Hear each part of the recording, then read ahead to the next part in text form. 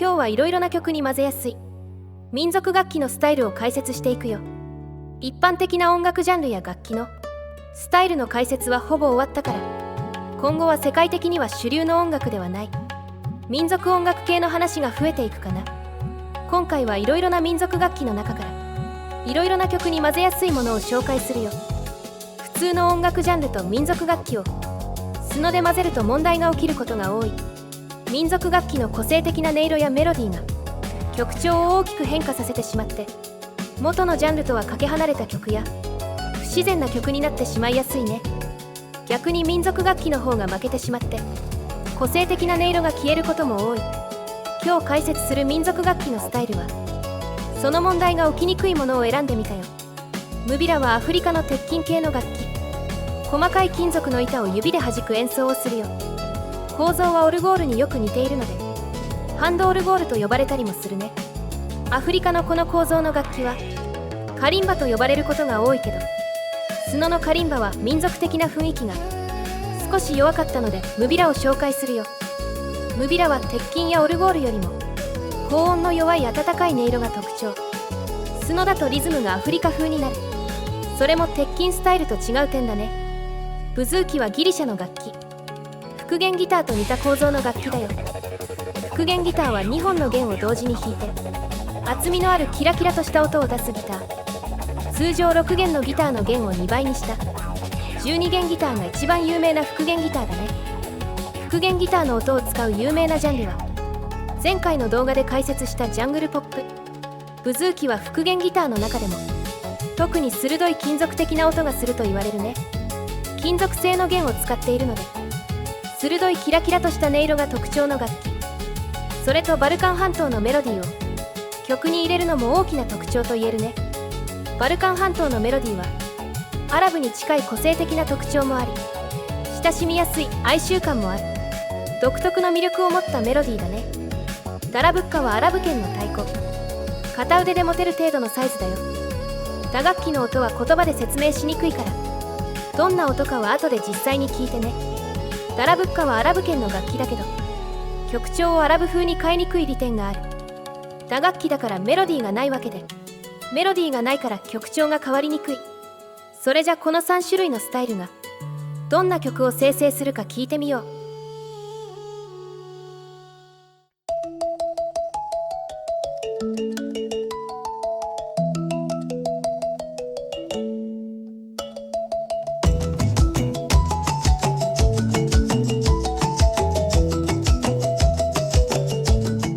世界の音が鳴り出した。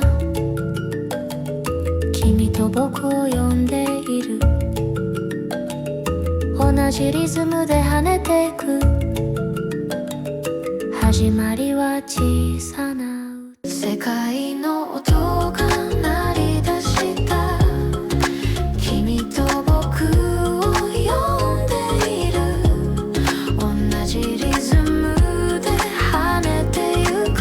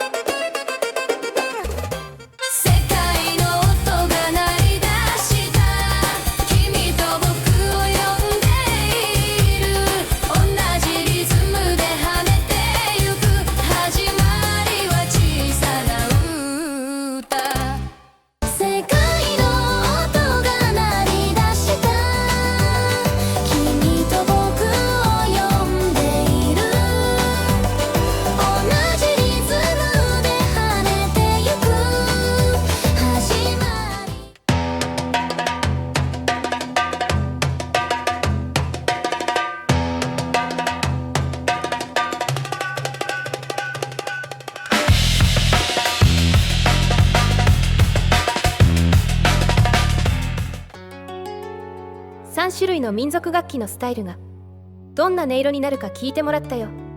民族楽器スタイルの利点は比較的曲調に影響を与えにくいこと。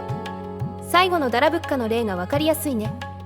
非常に個性的な曲調のスタイルなのに他のスタイルと混ぜても曲調を変えない。でもしっかりとその楽器の音は出せる。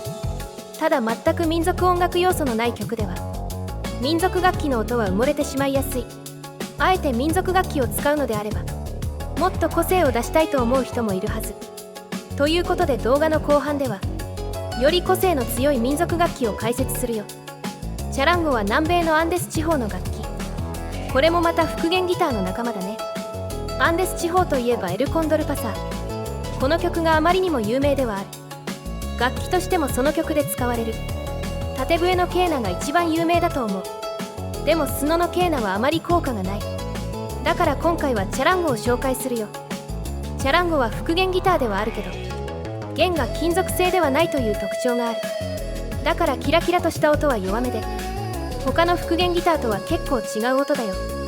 それとチャランゴはアンデス地方の他の民族楽器の音も入れる効果がある。さっき話した縦笛のケーナとかの音も結構な確率で混じってくるスタイルだね。サーランギはインドの弦楽器。バイオリンと似た構造の楽器だよ。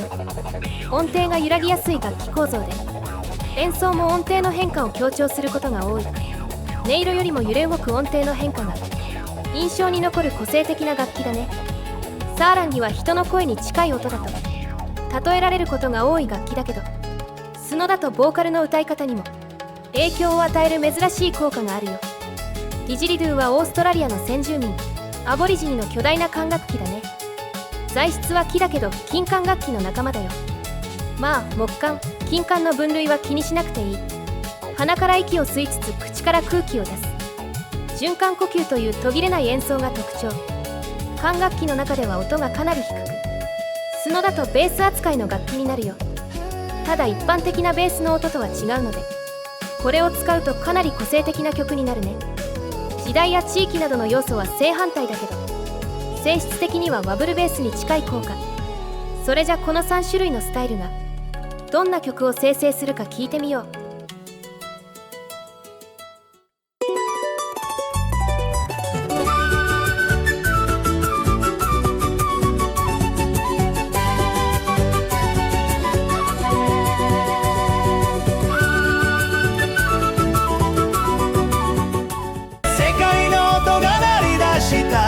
君と僕を呼んでいる同じリズムで跳ねてゆく始まりは小さな歌世界の音が鳴り出した君と僕を呼んでいる同じリズムで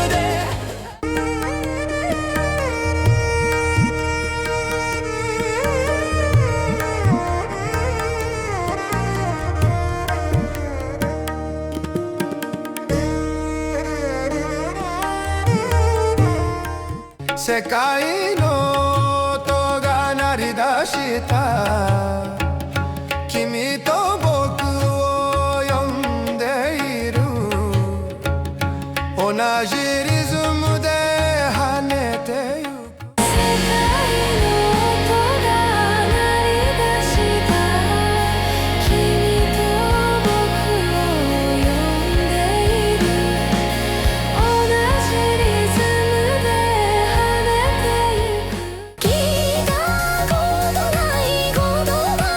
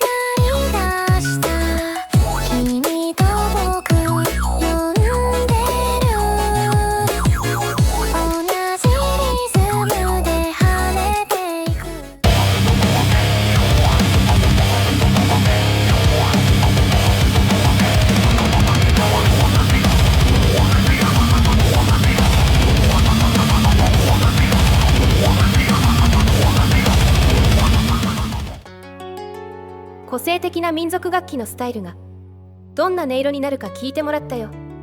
個性的な方が効果は分かりやすくて、民族楽器らしさは際立って聞こえるね。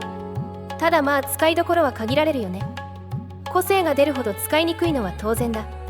素ので効果のある民族楽器スタイルは他にもまだ40くらいはあるんだけど、今回紹介した民族楽器のように混ぜる曲の曲調をあまり変えずに、それでいて楽器の個性を出す、そんな効果の民族楽器はかなり稀だね。今回の民族楽器スタイルはそれができる点が一番の魅力と言える。だからいろいろな音楽ジャンルと混ぜて変化を楽しむといいんじゃないかな。